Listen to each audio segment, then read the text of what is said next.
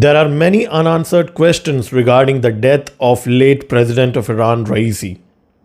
The incident was passed off as an accident immediately after it occurred. There have been no debates within Iran about the reasons for that accident, even till today. The funeral was a hush-hush affair. It happened at lightning speed. And now, certain questions are out in the open which any analyst who is tracking geopolitics should ask. The first one being the altitude. The highest mountain range within the area where the helicopter met with an accident was around 8,000 feet. The helicopter should have easily flown above that altitude. Why did the pilot choose to fly at such low altitudes, knowing that there is a mountain range over there? That is the first question that most of the aviation analysts are asking. The second question to ask is about the abandoned presidential escort.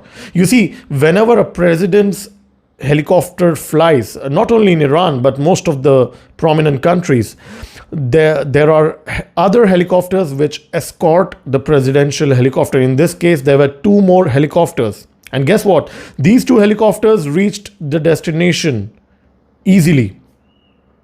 Now, the job of the escort helicopter, the one which flies at the first, is to give signal to the second helicopter that everything is okay and they are free to come. But instead, for some reason, the helicopter moves ahead and directly reaches the destination without bothering about the president's helicopter. In fact, both the helicopters reach the destination, and only the one coincidentally with the president and the dignitaries crash. The other logical question comes is that the weather was known to everyone, including the pilots. So when you are flying the president of your country, would you take the helicopter in the middle of dense fog? Even for a normal helicopter flight, if the weather is bad, the helicopter flight is cancelled. Even for a normal trip, forget about the trip of a president when they are more careful than normal. So the question to ask is that, was the risk appetite of the helicopter pilot and the ground staff so much that despite knowing the bad weather, they sent the most important person in the country through the thick, dense fog?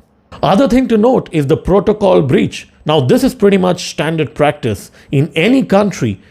If the president is flying, he does not have all the most important decision-making people of the country with him.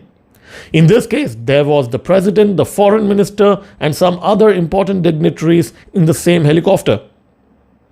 So there was certainly a breach of protocol. Now, whether this breach of protocol was ordered by the president himself or orchestrated by someone else is something that not many people would know.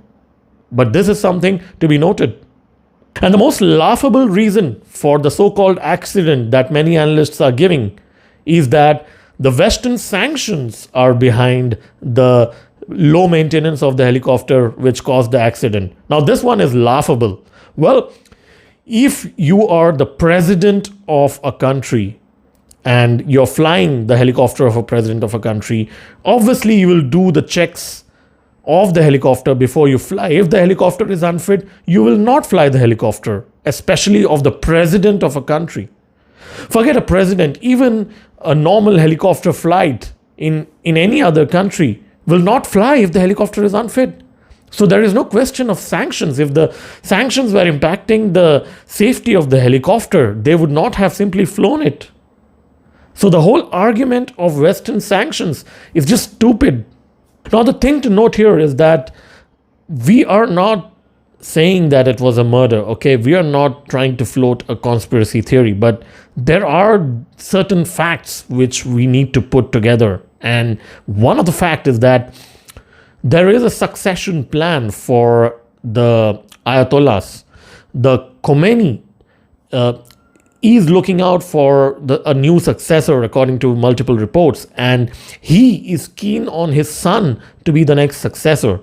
And Raisi, with his increasing popularity within Iran and with his hardline approach, has earned a lot of support within Iran, no matter what the Western media says. And if Raisi is killed in an accident, it certainly helps other candidates who are aspiring to be the successor of Khomeini in Iran.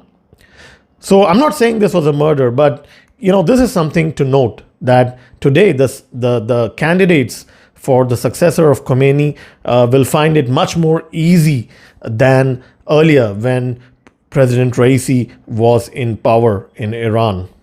And if you observe, within Iran, the media has been very silent about the reasons for the accident, and very limited speculation has been done within Iran. And even in the Western media, I was looking at the mainstream Western media like CNN's, Washington Posts of the world, New York Times of the world, Sky News, DW, even Al Jazeera. Most of these news channels are not really spending a lot of time speculating about why this accident happened. And that raises some eyebrows, right? Because he was the president of Iran, which is currently in the middle of a very large conflict in Middle East, and it could have a potential impact on the world.